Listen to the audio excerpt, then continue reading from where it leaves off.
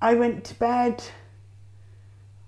and turned over and thought I've got an itch, and scratched and found this huge lump. After I'd had my mastectomy, I had to go back and have another total removal of my lymph nodes.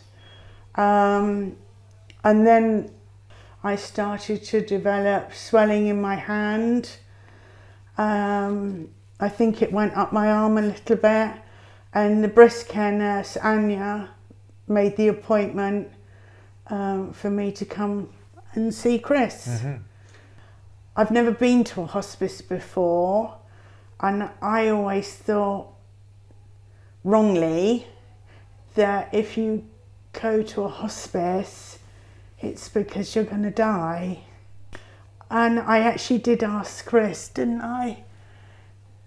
Why was I coming here? Mm.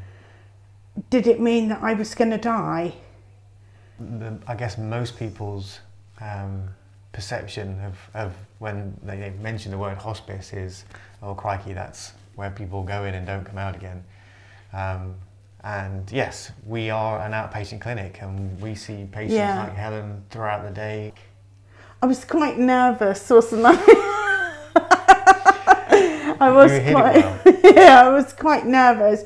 But no, we got on really quite well. Well, I felt we do, and I feel that we've formed quite a good sort of relationship really in here. Yeah. It is one of the real joys, I think, working within hospice for the lymphedema specialist, is that we are allowed that time to develop those relationships. But other than seeing the doctor, the surgeon, and the breast care nurses, I hadn't shown anybody my scar. I was quite conscious that he was going to see my chest as it was, you know, with the scar and everything.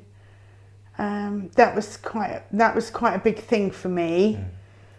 I don't know if it's a common thing or not. It's extremely common. Yeah, extremely common. Particularly, I mean, there's a lot of times when, as you've just said, no one else has seen you after the surgery, and sometimes your relationship with that part of your body is altered dramatically. We've tried different things, haven't we?